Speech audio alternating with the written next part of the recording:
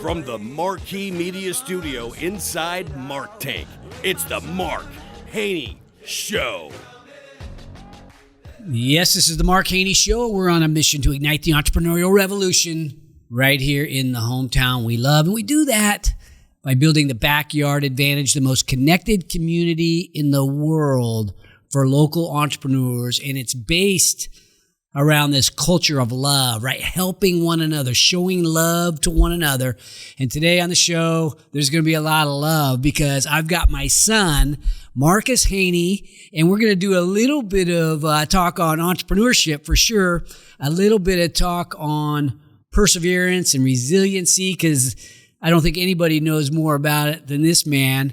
But we're also going to be talking about his business, AllegiantVETS. I am sporting the new gear, supporting the cause. And Marcus, welcome back.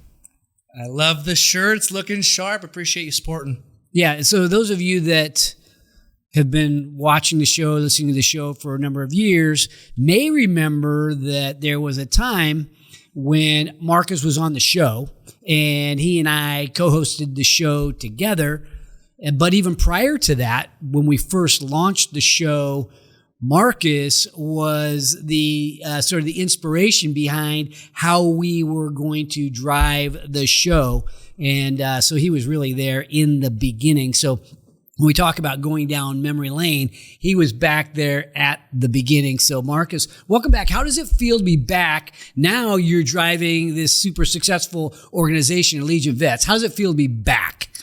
Feels great to be back. Love chatting with you. We were back in the trenches in those days, right? And I think that's sort of resembles what I'm in with AllegiantVETS today, in the trenches, making sure that we help transitioning service members have the best opportunity when they get out of the military. So in the trenches, I like that term because I think if we spend too much time up in the grandstands or up in the press box or the executive box, we don't get the real a little distracted. Touch. Yeah. You don't really understand what's going on. The truth is in the trenches. So you're discovering some truth. I want to get into that in a minute, but let's take a trip down memory lane because when I think of the Marcus Haney story, it's almost like the Haney family story, but you are one of four of us that really has, I think, got known for perseverance and finding a way to win.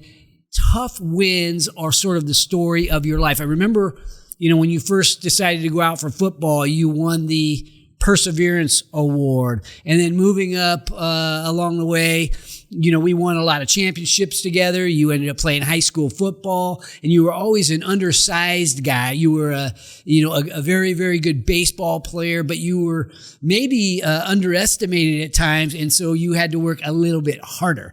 Talk to us about what perseverance means to you.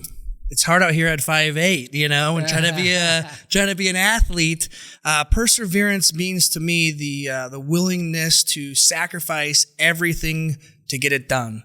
And I think that that's sort of how you raised me to be, right? As somebody that if I believe in a cause, if I believe in something, that I do whatever it takes to accomplish the mission. And so that's what perseverance means to me. Do you feel like that's innate, where it's more like a God-given trait that the Haneys tended to get?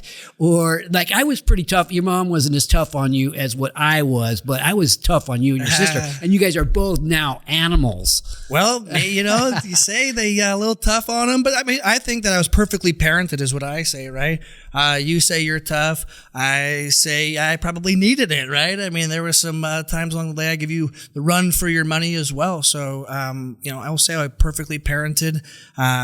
Things aren't always easy, right? And I think that shapes who you are as a human along the way. And having failures is okay, right? And getting knocked down, brushing yourself off, and getting back in the fight is the name of the game. And if you can outlast your opponent, then you end up winning. Yeah.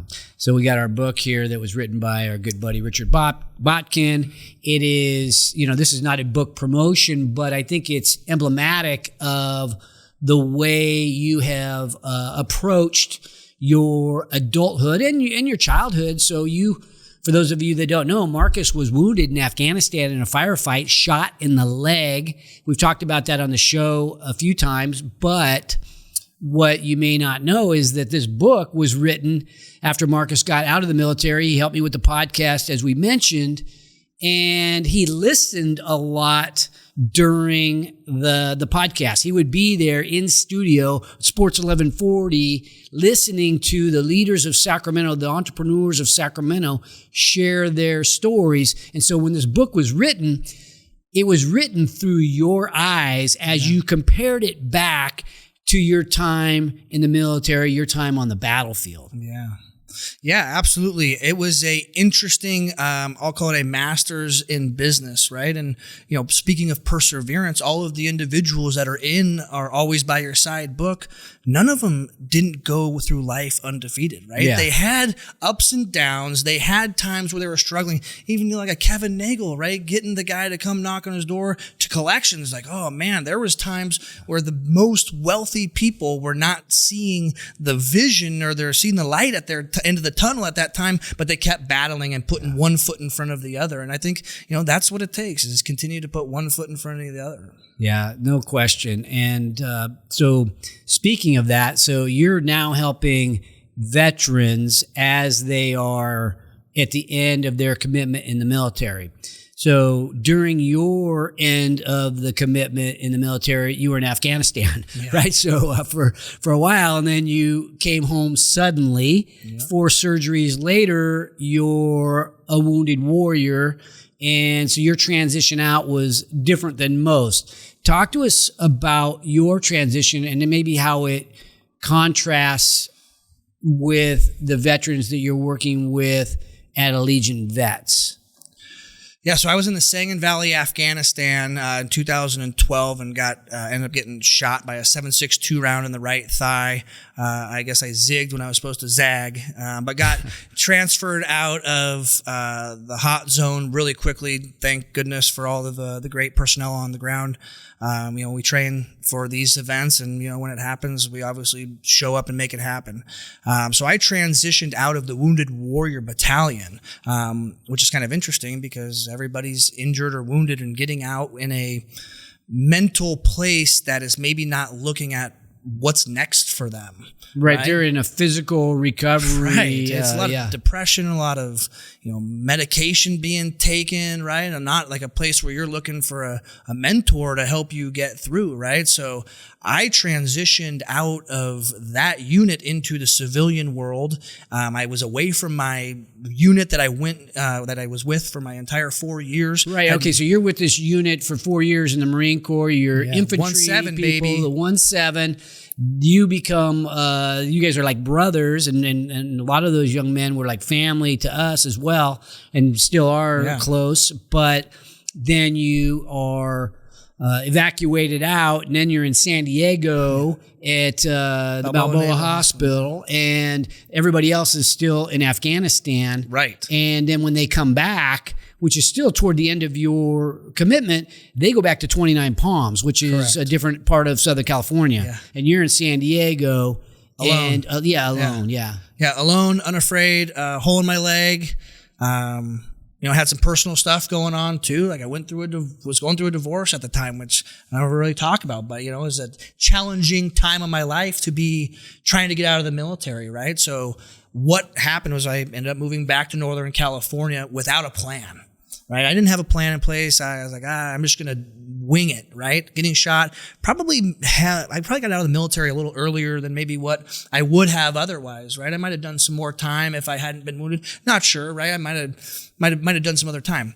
So I got out and came back to Northern California with no plan, and we started doing some house renovations and stuff like that, and I was back in the grunt space, right? I was moving around, changing out light fixtures, and man, I didn't want to do that anymore. So luckily, you introduced me to Rick Nelson, right? Direct technology, and I'm like, man, this is my call. I'm gonna go be staffing guy, right? And I got into technology staffing and helping the organizations find the top talent that they needed for their organizations in the technology space. And we ended up getting a contract with Microsoft. And we were recruiting service members, and I got pulled onto the project to help bring members out of the military into this Microsoft program. But Microsoft didn't end up hiring the amount of people I thought they should have out of the program. I busted my tail and made promises. You guys are going to get interviews and jobs are coming after this training. And there wasn't jobs associated with it. And so that frustrated me. And so that's when I came to you at the board of Allegiant and said, look, I know we're doing this wheelchair, action track wheelchair program, but I think we can affect more service members. And I think we can affect the actual core of the problem. When folks get out of the military, they do not need to be left alone. There is a better way to do it. So so now AllegiantVETS is an organization that helps military members while they're still in the military. Correct. Okay, can you walk me through that and then what they come away with that maybe you didn't come away with? You were injured, wounded, but even your buddies didn't come out with a solid plan. No, it's not something that is looked at, unfortunately, by the military as something that every service member needs, which I am in complete disagreement with. I think that every service member needs a proper transition out of the military. They need time to decompress and take care of the things that they need to do in their life and probably learn a new skill set, right? And so our program helps service members on the last tail end of their 6 months of their program. They come to us, come to our community. We have 1,400 active skill bridgers in our program today. Those are active service members, and they are enrolled into our community, and they start training with us in one of 12 employment verticals, from cybersecurity to human resources. And so that is basically their job for the duration of the week, to include building out their network and finding maybe that opportunity that they're going to go to next. And so we really provide them with the skills, the community, and the confidence to go out and get that job and be a little selfish in this time in their life, right? Because they've been serving the military for the last however many years. Now it's okay for your time to be selfish. Think about you create a plan starting, right? And then get out with a community behind you where they're cheering you on, celebrating wins, and giving you that backstop that I didn't have, right? I didn't have a community. I didn't even have a group of friends that were still there, right? And unfortunately, right, they're not back here in Sacramento. They're not here, and I don't know who am I going to call. They got their lives going on. It's not no negative, right? But there's no infrastructure for that, right? There's nobody that is in my, culture group that, the VFW and the American Legion all do great things in their own regard, but there's nobody that's my age bracket that's going out there and doing cool stuff for veterans, right? And so I want to change that. Yeah. So when people get out, so thinking about the numbers, people are getting out in record numbers, excuse me, from what I understand. Yeah. But like hundreds of thousands of people per year get out of the military, right? A couple 100,000. Couple 100,000 people per year get out of the military. You have 1,400 in your program, and I know there are other programs as well, but what percentage would you say of people that are getting out can go into a skill bridge? Because, that sounds like, my thinking is that the lion's share of these people that are getting out of the military today do not have a skill bridge, do not have Marcus Haney in their corner. Yeah, about 20% of the transitioning military, right? So every single service member gets, when they are recruited into the military, they go into this DEP program, right? So they basically go into a pool of individuals that are awaiting boot camp, which normally is a few months long, so they can get acclimated and rolled into what's going to be their new life prior to shipping off to boot camp. Yet when it's time to get out, you have no time given to you. It's basically drop your hat and go. Thanks for coming. You're needed for basically what is your unit's job for the day, right? So you're needed for command intent, et cetera. So only 20% of the transitioning military gets a skill bridge. It's beyond, it's command approval, right? So it's got to be brought down by your higher ups. If you didn't do a good job in the military, you might not get this opportunity to go spend the 3 months transitioning out, right? And so we get a lot of non-approvals by commanders, which is such a shame to me, right? I think every service member deserves the same amount of time or allotted amount of time to transition out with skills, confidence, and a community to back them, right? And I think if we did that, then we can eliminate the 22 service members taking their own lives every single day. And it's so easy. We're doing it day in and day out. And, that's why we're ranked the number one skill bridge in the country. So much of this is about confidence, right? Get off on the right foot gives Absolutely. You a bit of confidence. You come and you may, even if you're transitioning careers, sometimes you feel a little bit lost. But if you can get off on the right foot kind of quickly, then there's not that time where the doubt creeps in, the things that might make you depressed or sort of creep in, and you're alone during these times. And so, you reference the suicides, which we know are, a major, it's a horrific problem, but all the people that are just, I look at it as wasted talent, right? We have America's finest people. These are people that are, have volunteered to go and do what a lot of people don't want to do. And people like you, some of you went out and did combat, but other people, did all these things that you've got, proven teamwork, proven courage, proven ability to get things done, lead. And so it's like the best people in the world getting out, this pool of people. It's a crying shame that those people would be left in a position where they're lost in so many occasions. How does that happen? I know. I couldn't agree with you more. Our community is full.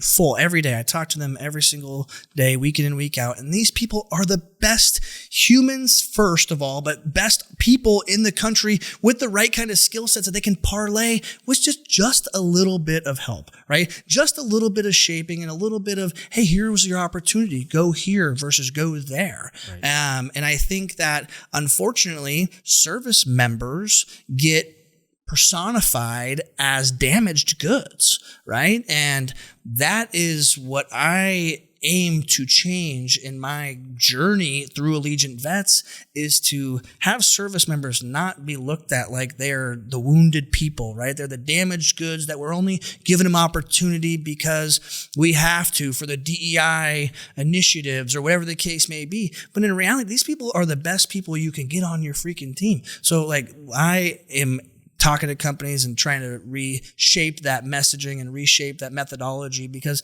truly, that is a big problem for our community, is that we get personified as victims, right? And that allows service members to take on that victimization, and that bogs them down and gives them that inability to see where the opportunities are and that they are the freaking best. And so that's what I'm trying to say to them every week, is don't listen to all the nonsense. Put your head on a swivel, hit the accelerator, and let's get you into a spot where you and your family are happy and comfortable and you're living the life that you want to. You've been thinking about getting out of the military since you got in. Let's all be real, right? Now, what is it that you want to do now that you got out? Let's put your goals and accomplishments into a framework and let's go get them. Let's go get them together. Yeah, you talk about helping them get their dream job. I know that's a part of it. When I think about a great potential employee or business partner or somebody that I would want on my side, and I look at the people coming through our program, the people on your team, these are the finest young men and women that you would ever want to meet. So if I'm an employer thinking about growing my company, instead of thinking about a veteran as you use the term DEI, right? It's like, well, I better get my allocation of, underrepresented, people. Wait a minute. No, this is a group of people that are like the best. And what's interesting about your program is compared to other, just the veteran population at large, right? Because I think once veterans get into the workforce, or they end up proving themselves and they end up doing great. I think anybody who has hired a lot of people knows that veterans make great project managers. They lead teams. They many times can transform companies. And what I don't see is this desire by most companies to go get veterans specifically, where you have a pool of veterans that haven't been touched, right? The ones that are already out there in the workforce, everybody knows them, is they're locked in, they're loyal for the most part, right? Yours are usually you're the people that haven't even started applying for jobs yet. Exactly. Untapped, right? Yeah. They're looking at our program as their time to go see what they want to do and what the opportunities look like. And I would agree, like companies are for the most part not saying, hey, veterans is where I'm focusing, but the ones that are, they are winning. If you go look at the number one companies like FedEx in the world, they're CEOs of former Marine service member, right? So some of the biggest companies in the world are all ran by service members. Mm-hmm. And so if you look at the proof, it is in the pudding, right? So get yourself some folks that are going to change your orientation of your organization. I would agree with that. The people that work for you or work with us at Allegiant, they're some of the finest teammates that I've seen, and I've had hundreds and hundreds of employees, and they are that. But, and you might think of veterans as, let's call it pieces of the puzzle to just crank out. You think of like a FedEx, and it's like, well, when it absolutely has to be there overnight, you've got these very machine-like people that can follow orders and do their job and execute and all that. But there's a tremendous amount of creativity coming through your program. You're a grunt, right? You're a military, infantryman, and you're one of the most creative people I know. The creativity among service members is equal to artists and other any other walk of life. There's all kinds of creativity and imagination coming from your SkillBridge recipients. 100%. All you gotta do is spark it a little bit, right? And so on our growth, on our trajectory, we've hired specifically through our SkillBridge program, right? We've hired 14 people that were former SkillBridgers. Okay, they're coming through your training program, yes, through your curriculum. They've stood out to us. They've said, I love what you guys are doing. And how do I get on board? And we give them an opportunity, and they rise above each and every time. And so we are so lucky. Our people are so wonderful that are on our team. AllegiantVETS team is amazing, and they're all service members. And we have one, Danny Breck's daughter is our number one employee, and Tierney Breck, she's an amazing human and rock and roll. And she's our only non-military person, but she's a military spouse, military daughter, right? And the people that come through our program, as you alluded to, have dreams and visions of doing stuff other than what they did in the military. More often than not, some want to be an artist. I want to start my own business. I want to become a human resources director, whatever the case may be. All you have to do is spark a little attention, right? Spark a little creativity, give them the opportunity, show them the light that it exists, and they are willing to do whatever it takes. And the service members come with that term that we talked about earlier, perseverance. That comes innate into those humans. And so maybe that is the answer. Maybe it does come innate to those that are interested in jumping into the fire, right? The ones that sign up to serve, the ones that are willing to jump in front of, whatever needs to come for the rest of us all. And I think that's what service members are. Well, you mentioned the term perseverance again, which is really the theme for our family. I think we just keep battling, maybe too dumb to figure anything else out. You just keep rolling. It took a long time for us to turn this podcast into a business, right? It led to angel investing, and it led to a lot of opportunities that we didn't really see until we launched the Growth Factory and the Backyard Advantage, and now that's creating a life of its own, but it didn't happen overnight, right? An overnight success takes thousands of nights. And I think you're a story of that as well. Think about where you were, what you were doing when COVID hit. You were putting together this veteran community, and then, obviously all the face-to-face stuff had to stop, and you were able to pivot once or twice into SkillBridge. Even though it might look from the outside like almost the same thing, you were able to adapt and overcome and figure it out. And there was a lot of perseverance in some of that in that time. Absolutely, right? I mean, our original thesis was a physical location over at McClellan Air Base, right, where we had 10,000 square feet, where we were putting on physical career fairs, and we had a training facility, and we had a co-working space. Yeah, and as COVID hit, it really took us out of our game, but we had to adapt and overcome. I think there's a term that the Marines say, right? It's retreat, hell, we attack in a different direction. And so that's really the motto of what we are at Allegiant Vets. And we've continue to attack in a different direction than anybody else. And I think that's what's made us stand out to the veteran community, that we are stepping in the breach for service members with them in mind, not the companies in mind or employer in mind, but it's with the service member in mind. And I think that's what the real differentiation between us and the remainder of the people that are looking to affect service members' life post-military is that we truly care about what they do is successful, and it's what they want to do. So, we talk about like when you start something, it's easy. You and I get excited about stuff. You want to start it, and then you realize it's harder than you think, and then you got to push the rock up the hill.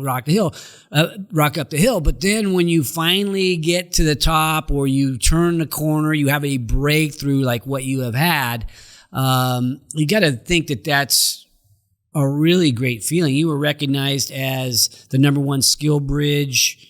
Or the most loved skill bridge in the country. Is that right? Yeah. Something like that? Rate My Skill Bridge rated us #1 skill bridge in the country. Yeah. So most loved, I guess, most skill bridgers by per capita. So I think we have the largest in the country by far. And we're the only ones that are doing what we are doing. And we're trying to be different than everybody else and lead from the front. Well, you mentioned the term 24 lead. Explain where that comes from. 24 lead. You and I were talking about that before the show. What does that mean to you, and how does it apply to what's going on at Allegiant Vets? Well, back in our Bobcat football championship winning days, we had a play that we ran a lot because it worked. You see the 49ers give the ball to Christian McCaffrey over and over and over again up the middle. Why? Get 3 yards a carry, the 24 lead. It works. It sets up everything else, right? And so we run our operation at Allegiant like the 24 lead.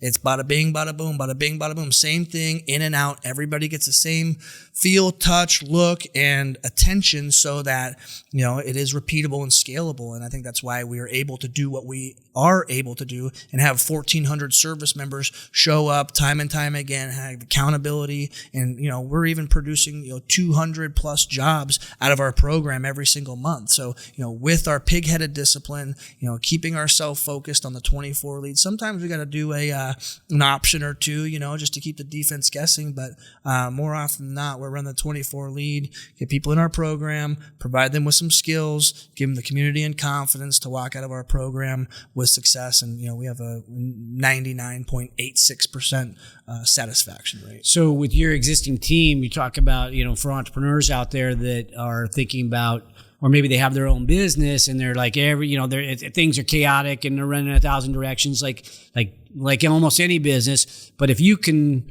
create the 24 lead, the systems that work, you use the term scalability, and then things become more plug and play. And so getting to a point where you can do this plug and play, run the same play over and over, the 24 lead or whatever you might want to call it, these are invaluable places to be in your company. And typically it's hard to do when you're first starting out, but it should be, I think, the goal of every company. It reduces friction for everybody if you can have things that are systematizable, repeatable, and you use the term scalable. Yeah, I think it's, due to the team that we have, obviously, to be able to do this. I think we're in a virtual environment as well, so that makes it a separate challenge. So, even in our team, we meet every day. We do a team get together virtually on Zoom, and, we talk about the 24 lead, right? And we break out into our sections, and we talk about the 24 lead. Is everybody blocking? Is everybody, getting in the right position? And then we break for the day like a huddle, and we go continue to run the play time and time again, and everybody's singing from the same sheet of music or running the same play. It causes us to look at each other every day and help other people get better too, right? Do you help you hold each other accountable? Exactly. Like, right? You missed your block, Hey, dude. Exactly. I saw you miss your block. I picked you up. No big deal. But just so you know, make sure that's your guy, right? And so with that cohesive unit, everybody running the 24 lead, everybody running the same play, it allows us to cross train too, right? So people can walk into different environments and help out on different projects. And so with the same play, the guard can know the tackle's job and vice versa. So teammates sort of end up becoming interchangeable, which allows us not fumble the ball when someone's out sick or something along those lines. So our society is changing. It's changed in the 70s when I grew up. It's different today, and it's becoming different again. You know, people come back from the Vietnam War, and people were not super high on the military during that period. They thought we shouldn't have been in Vietnam, and some people got spit on and so on. 9/11 happens, and everybody rallies around the idea of the military and going and keeping America safe. And you joined in and around a time when it was very prestigious to join, and you wanted to join, and it was almost hard to get into to get the spot that you want. So now, fast forward, you went in 2008. Yeah. What year did you go? 2008. Now the world is different again. We're out of Afghanistan. Maybe we're tired of war at some level, and the kids are playing video games, and society has changed. What's the appetite for people wanting to go do things like what you did? Is it diminished? I would say probably yes. I think with technology comes new ways of doing things, right? So everybody has to adapt to include the military, right? So we've had to adapt to the UAV world and do other sort of fighting. That's drones? Drones, drone technology and drone fighting. And, I think that combat troops like myself are probably the last of a dying breed a little bit, right? Because everything's virtual, and I don't know if that's kinetic war is where we're going to go in the future potentially, right? But I think cyber is a really big deal. So I think that if I was talking to a military recruiter or saying how can we get more people excited about what we're doing, it's position the military to associate with the younger generation, right? How do we get them into cyber warfare, right? How do we talk to them about being, people that fight for our country on the computer, right? We need those people. So we need to train those people. We need to find who they are. We need to get them into our military because it's important for us to remain safe and remain the country that we are. And if you were advising, let's call it the military recruitment decision makers, so make it cool, get on their level in terms of wanting to use technology to keep America safe. But what about the idea that what a great way to do something important for America, serve our country and keep America safe. But yet when you come out, you have these skills that are very, very transferable to today's environment, right? You got taught how to kill people and break things. But people coming in now are really more technologically oriented. And you're technologically oriented, but it's just because you're kind of curious about that stuff. I had to train myself. Yeah, no doubt. And I think that if service members, or let's call it the recruiting community, looked at SkillBridge as a sales tactic, right? If I was talking to a young person about coming and joining the military, and they talk to you about what you're going to do, et cetera, what about when I get out? What are the opportunities like, right? And I would utilize programs like ours to catapult those opportunities for incoming service members, right? Okay. So I think that, recruiters should look at programs like ours and say, hey, if you come to the military, you'll get done with your 4, 6, 10, 30 years. This organization is there for you to turn to when you're done, and they're going to take care of you like we did getting you into this puppy. Right. So, you're going to get the same. This is not a dead-end job. Exactly. This isn't leading you to be looked at as damaged goods. This is the best opportunity in your life because, we've set it up as such. Yeah, very cool. Okay, so thinking about other advice that you might give now that you're part of a high growth startup that really was not quite an overnight success, even though it sort of feels like it because it's happening right before our very eyes. Besides perseverance, any words of wisdom that you might share with those that are in the fighting the good fight for entrepreneurship? I would say chase your dreams, right? And what I mean by that, and that's not to mean cliche, but think about what you really want to be, right? Think about what matters to you. Think about what matters most in your life and go put yourself in a position to affect that, right? Your dreams are real if you make them a reality. You can talk about it or you can be about it. And my suggestion is chase your dreams with pig-headed and vigor discipline and go make it happen. And you got guys and gals that are standing here like us, always by your side. Thanks for coming on the show. Appreciate you. Thanks for watching today's show. My goal for every episode is that you find a takeaway, something tangible you can use in your business today. And if you have a comment about a favorite takeaway, feel free to put it in the box below. And if you have a topic that you'd like me to bring up on the show, don't forget to let me know. And also, don't forget to subscribe to our YouTube channel if you want to learn more about entrepreneurship. Because at Haney Biz, we are always by your side.